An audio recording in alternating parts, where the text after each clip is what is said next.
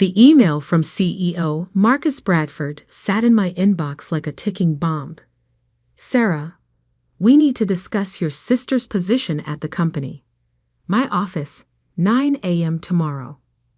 I stared at those words until they blurred, my coffee growing cold, beside my keyboard.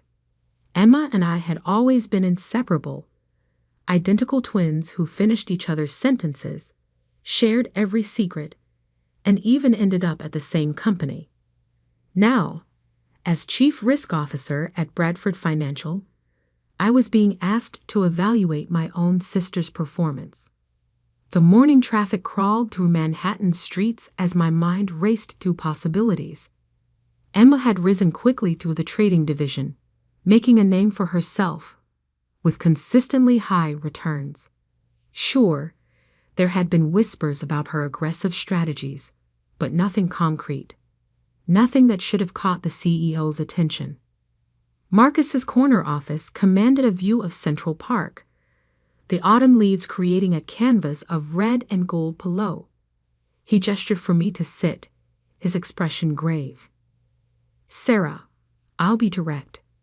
The board has concerns about Emma's trading activities. The numbers don't add up. We need you to conduct a thorough audit and prepare termination papers if necessary. My throat tightened. Sir, given our relationship, wouldn't another officer be more appropriate? He shook his head. You're the most qualified person in risk management. More importantly, you're known for your integrity. The board trusts you to be objective, family or not. I left his office feeling like I was drowning. In the elevator, I caught my reflection, the same dark hair and green eyes as Emma. But today the similarities felt like a curse. How could I investigate my own twin? Back at my desk, I began pulling Emma's trading records. Everything looked perfect on the surface. Consistent profits, well-documented strategies, detailed reports. Too perfect, perhaps. I dug deeper, cross-referencing timestamps, comparing market data, looking for patterns that others might have missed. That's when I found the first discrepancy. A series of trades executed milliseconds apart, each one small enough to fly under regulatory radar, but together they painted a troubling picture. I expanded my search, going back months, then years. My hands trembled as I compiled the data. This wasn't just aggressive trading, this was systematic fraud. Complex algorithms disguised as normal market activities. Phantom trades that existed only on paper. And somewhere in all of this, $12 million that couldn't be accounted for. Working late? Emma's voice made me jump. She stood in my office doorway, elegant in her designer suit, wearing the confident smile that had helped her charm clients and colleagues alike. Just catching up on some reports, I said, carefully closing the files on my screen. You? Closed another big deal today. She perched on the edge of my desk, just as she used to sit on my bed during our late-night talks growing up. The clients are ecstatic. Marcus will have to consider me for the director position now. I studied her face, my face, essentially, looking for any sign of guilt or worry. There was none, just the same self-assured expression she'd worn since we were kids when she convinced me to switch places for exams or cover for her sneaking out. That's great, I managed. Hey, want to grab dinner this weekend? We haven't really talked lately. Can't. Flying to Aspen with James. She checked her watch. A Patek Philippe that probably cost more than my annual salary. Speaking of which, I should head out. Don't work too hard, sis. After she left, I sat in the darkening office, my mind spinning. The sister I thought I knew everything about was now a stranger. The same person who'd held my hand through our parents' divorce, who'd been my constant ally in a world that often struggled to tell us apart, had been orchestrating a massive financial fraud right under my nose. I pulled up the company's ethics policy on my screen, the words blurring as tears threatened to fall. As Chief Risk Officer, my duty was clear, but as a sister, the weight of my discovery pressed down like a physical thing, making it hard to breathe. My phone buzzed, a text from Emma. "Hey, almost forgot. Can you sign off on those Q3 risk assessments? Need them for a client meeting tomorrow. Love you." The casual request felt like a mockery now. How many other times had I signed documents without questioning her? Had my trust in her made me complicit? I opened my personal laptop and began documenting everything I'd found, creating copies and securing them outside the company's servers. If I was going to do this, I needed to be thorough. No one could accuse me of acting out of jealousy or spite. The night deepened outside my window, lights twinkling across the city like stars. In 48 hours, there would be a board meeting where Emma would present her latest trading strategies. She didn't know that I'd also be presenting, showing exactly how those strategies had been used to perpetrate a massive fraud. My twin sister, my other half, had built her success on lies, and now I had to decide: family loyalty or professional integrity, blood ties or legal obligations. As I gathered my things to leave, a photo on my desk caught my eye. Emma and me at our college graduation, arms around each other, identical smiles beaming at the camera. I turned it face down, unable to bear those smiling faces, and walked out into the night. The next morning, I arrived early, determined to gather final proof before the board meeting. The office was quiet, just cleaning staff, and a few early risers. I logged into the system, ready to compile my findings into a presentation. But something was wrong. Files were missing. Trading records I'd flagged were altered. The evidence of fraud was being systematically erased. My heart raced as I checked access logs. Multiple logins from my credentials, times when I knew I hadn't been at my computer. Then I remembered. Emma and I had shared everything growing up, including passwords, a habit we'd never quite broken. She knew. Somehow, she knew I was investigating her. As if summoned by my thoughts, a message popped up on my screen. Storage room. Now, we need to talk. I stood on shaky legs, straightening my jacket like armor. The storage room had been our secret meeting spot since we both started at the company, a place for sisterly gossip and support during tough days. Now it felt like walking into a trap. Emma was already there, her expression unreadable in the dim light. For a moment, we just stared at each other, mirror images caught in an impossible situation. "Why?" I finally asked. "Why did you do it?" She smiled, but it wasn't the warm smile I'd grown up with. This was something colder, more calculated.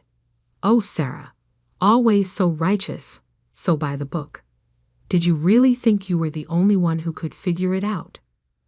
"I have to report this," I said, my voice stronger than I felt. "You know that."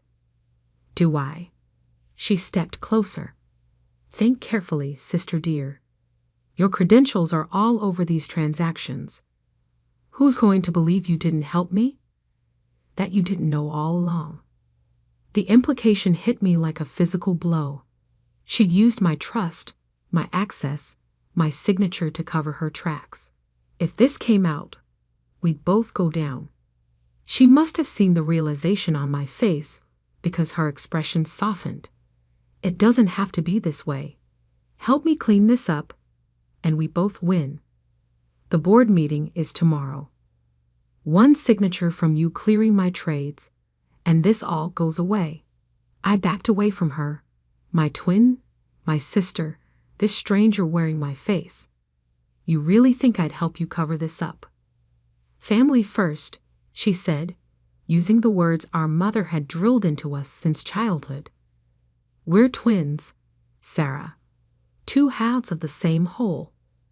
You really want to destroy that? I turned and walked out, her words following me like shadows. Back at my desk, I stared at my blank screen, mind racing. The evidence was gone, erased or altered beyond recovery. Without proof, it would be my word against hers. And she was right. My credentials were tangled up in everything. Any investigation would implicate me too. But as I sat there, a memory surfaced. Something Grandma had told us when we were little, after catching Emma blaming me for a broken vase. The truth always finds a way out, dear ones. Always. I opened my email and began to type. Mr. Bradford, regarding tomorrow's board meeting. The first rays of dawn were breaking over the city, painting the sky in shades of promise and warning. In a few hours, I would walk into that boardroom and change everything. But first, I had work to do. The morning of the board meeting, I arrived at Bradford Financial 2 hours early. The sky was still dark, the office floors eerily quiet, except for the hum of computers and the occasional cleaning staff member. I had work to do before everyone arrived. Last night, after Emma's threat in the storage room, I'd remembered something crucial. In my first month as Chief Risk Officer, I'd implemented a shadow backup system, a secure, encrypted server that automatically mirrored all trading data.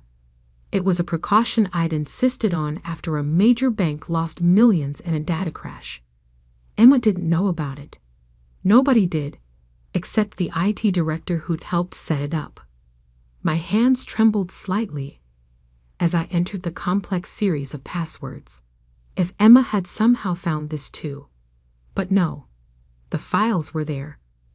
Every transaction, every altered record, every fraudulent trade, all preserved in their original form. Working early? I jumped at the voice. Marcus Bradford stood in my office doorway, looking impeccable in a charcoal suit despite the early hour. Sir, I need to show you something before the meeting. For the next hour, I walked him through what I'd found. The complex web of fraudulent trades, the manipulated timestamps, the shell companies Emma had created to hide the money trail. His face grew increasingly grave as he studied the evidence. 12 million, he finally said, running a hand through his silver hair. Right under our noses. And you're certain about this? I handed him a USB drive. Everything's here, including proof that my login credentials were used without my knowledge. He pocketed the drive, his expression unreadable. The board meets in an hour. Be ready. By 9, the tension in the boardroom was palpable. 14 people sat around the massive mahogany table, all focused on their tablets where the meeting agenda glowed. Emma sat near the head of the table, looking confident in a navy Armani suit that probably cost more than my monthly salary. When she caught my eye, she gave me a small smile. My stomach churned. Did she really think I would back down? That I would help her cover this up? Marcus called the meeting to order. Before we begin, there's been a development regarding the trading division's performance reports. Emma's smile widened as she reached for her presentation materials. Yes, I have the quarterly numbers right here. Not those reports. Marcus cut in. His voice was steel. Sarah, please proceed. I stood, my legs steadier than I expected. With a click of my remote, the room's screens lit up with transaction records, bank transfers, and damning evidence that I'd reconstructed from the backup server. Over the past 18 months, I began, my voice clear in the hushed room. A sophisticated fraud scheme has been operating within our trading division. Using manipulated algorithms and phantom trades, approximately $12 million has been diverted through a network of shell companies. Emma's face went from confident to confused to pale as I continued my presentation. I showed the board everything: the fake trades, the altered timestamps, the money trail that led to offshore accounts. "This is ridiculous," Emma interrupted, standing up so abruptly her chair rolled backward. "These are legitimate trades. Sarah's just jealous because I've outperformed every metric." "Sit down, Miss Sullivan," Marcus ordered. "Your credentials were used to access and alter company records at 3 a.m. this morning. Care to explain that?" Emma's eyes darted to me, a flash of betrayal crossing her face. I was home asleep. Someone must have hacked. "We have security footage," I said quietly, "and the original records from a secure backup server you didn't know about." The color drained from her face. She sank back into her chair, her perfectly manicured hands gripping the armrests. "Given the severity of these allegations," Marcus continued, "I've already contacted the SEC and our external auditors. Ms. Sullivan, please surrender your company ID and devices. Security will escort you out." "You can't do this." Emma's voice shook. "Sarah, tell them. Tell them you helped me. Your credentials are all over these trades." I met her desperate gaze. "No, Emma, I didn't help you. You stole my passwords, used my trust, and tried to frame me when you got caught." Two security guards appeared at the boardroom doors. Emma's face contorted with rage as she stood. "Family first, remember? We're supposed to protect each other." "I am protecting you," I said softly. "From continuing down this path, from becoming someone who thinks it's okay to steal and lie and betray the people closest to them." She laughed, a harsh sound that didn't match her elegant appearance. "You self-righteous bitch. You really think you're better than me? That you're doing the right thing? Watch your back, sister dear. This isn't over." As security led her out, I remained standing, my presentation still glowing on the screens around us.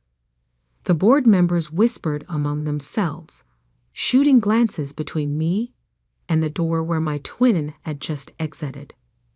Marcus cleared his throat. "Given the circumstances, we'll need to do a complete audit of all trading activities. Sarah, I want you to lead the investigation team. And thank you. I know how difficult this must have been." I nodded, unable to speak. The rest of the meeting passed in a blur of action items and next steps.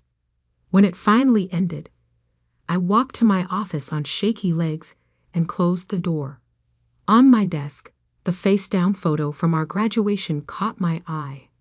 I picked it up, studying our identical smiles, remembering how simple everything had seemed back then. When had Emma changed? Or had she always been this way, and I just hadn't wanted to see it? My phone buzzed. A text from an unknown number. "You chose your job over your own twin. Hope you can live with yourself." I blocked the number, but Emma's words echoed in my mind. Had I done the right thing? The moral thing, yes. The legal thing, absolutely.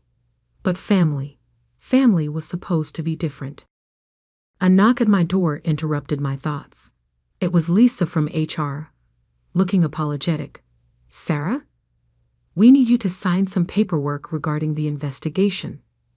I followed her to a conference room where several thick folders awaited my signature. Each page felt heavier than the last. Documentation of my sister's crimes, written in cold, official language. As I signed the final page, my phone buzzed again. Another unknown number. "Check your email, sis.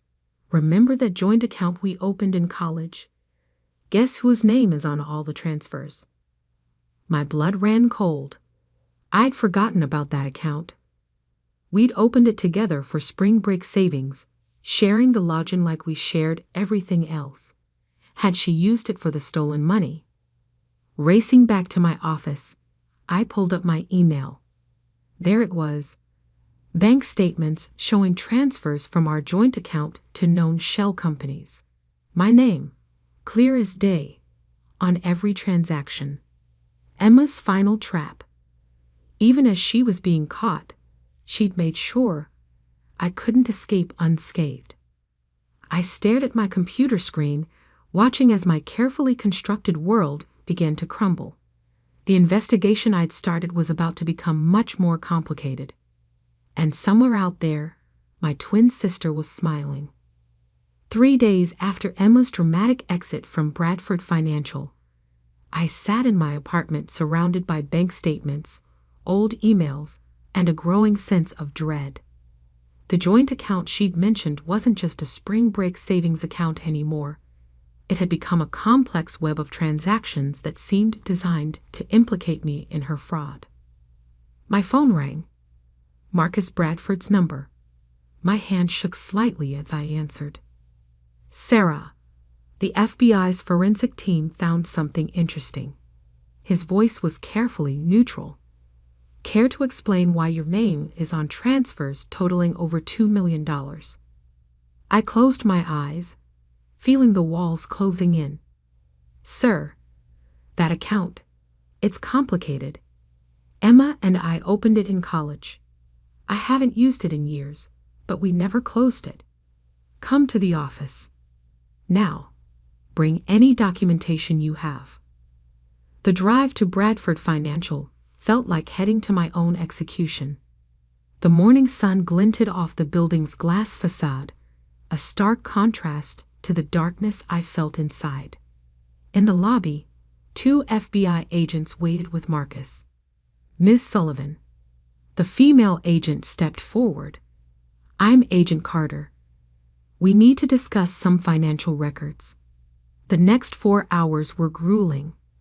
Every transaction, every password change, every login was scrutinized. I explained the history of the joint account, provided old emails showing I hadn't accessed it in years, handed over my personal bank statements proving I hadn't received any stolen funds. There's something else, Agent Carter said, sliding a document across the table. We found this in your sister's apartment. It was a letter, dated 3 years ago, in what appeared to be my handwriting. In it, I detailed plans to manipulate trading algorithms and divert funds. A perfect piece of evidence implicating me as the mastermind. That's not my signature, I said, studying the letter. Emma and I used to forge each other's handwriting as kids. We made it into a game, seeing who could do it better. A game that's now being used against you, Marcus observed grimly. Agent Carter leaned forward. Ms. Sullivan, we need you to help us understand your sister's methods. How she thinks, how she plans. You're our best chance at tracking down the missing millions. I looked at the fake letter again, remembering all the times Emma and I had cockered for each other growing up. But this wasn't about switching places for a math test anymore. This was serious fraud, and she tried to drag me down with her. Okay, I said. I'll help. But first, there's something you need to see. I pulled out my laptop and opened an encrypted folder labeled Twin Tricks, a detailed record of every time Emma had impersonated me over the years. Every forged signature, every switched identity, every borrowed password. I'd started keeping track in college, not out of suspicion, but because I was amazed at how often we got away with it. This is thorough, Agent Carter muttered, scrolling through the files. Emma thinks she knows all my secrets, I said, but she forgot that I know all of hers too. Over the next week, I worked with the FBI team, helping them understand Emma's patterns, her favorite hiding spots for money. her methods for covering her tracks, the ways she manipulated people and systems. Then came the breakthrough. "The money's in Singapore," I told Agent Carter, pointing to a series of transactions. "Every summer growing up, we played Monopoly with our grandfather. Emma always hid her money under the Singapore property card. She thought it was lucky." Within hours, the FBI had frozen accounts at 3 Singapore banks. $9 million of the stolen $12 million was recovered. Emma had been tracked to a luxury hotel in Bangkok, preparing to disappear with the remaining funds. The arrest made international news. "Twin sisters in Wall Street fraud drama," the headlines screamed. Photos of us side by side, in court, at work, at our graduation, splashed across financial websites and newspapers. I watched the coverage from my office, where I'd been cleared of any wrongdoing. The documentation I'd kept, combined with the evidence from the shadow backup server, had protected me from Emma's attempts to share the blame. Then came the text I'd been dreading. "Mom wants to see you. Hospital. Room 318. Our mother had been admitted with chest pains after Emma's arrest. I hadn't visited, couldn't face her disappointment. But now, the hospital corridor seemed endless. In room 318, Mom lay pale against white sheets, looking older than her 60 years. "Sarah." Her voice was weak. "Why didn't you protect her?" I sat in the hard plastic chair beside her bed. "Mom, Emma stole $12 million. She tried to frame me for it. How was I supposed to protect her from that? You're twins. You're supposed to look out for each other." Tears rolled down her cheeks. "Now one of my daughters is going to prison." "And the other daughter?" I asked quietly. "The one who did the right thing. What about her?" Mom turned her face away. "Just go." I stood, my own tears threatening to fall. At the door, I paused. "You know what, Mom? Emma chose this path. She chose to steal, to lie, to betray everyone who trusted her, including me, especially me. I didn't put her in prison. She did that to herself." 2 months later, I sat in a federal courthouse, watching as Emma was sentenced to 15 years for fraud and money laundering. She pleaded guilty in exchange for a reduced sentence. When they led her away, she turned to look at me. For a moment, I saw a flicker of the sister I'd grown up with, the other half of my whole. Then her expression hardened, and she was gone. Outside the courthouse, reporters shouted questions. "Sarah, how does it feel to send your twin sister to prison? Do you regret turning her in? Will you ever forgive her?" I pushed through them to where Marcus waited by a company car. "Ready to go back to work?" he asked. I nodded. The board had named me head of global risk management, with a mandate to strengthen our fraud prevention systems. My first project? Implementing the shadow backup server across all divisions. That evening, I returned to my apartment and finally unpacked the box of family photos I'd hidden away after Emma's arrest. Each image told a story. Birthdays, holidays, graduations. 2 identical girls growing into 2 very different women. My phone buzzed. A message from an unknown number. My heart stopped until I read it. "Ms. Sullivan, this is Agent Carter. Final recovery complete. All stolen funds returned to Bradford Financial. Thought you'd want to know." I picked up the graduation photo I'd kept face down for so long.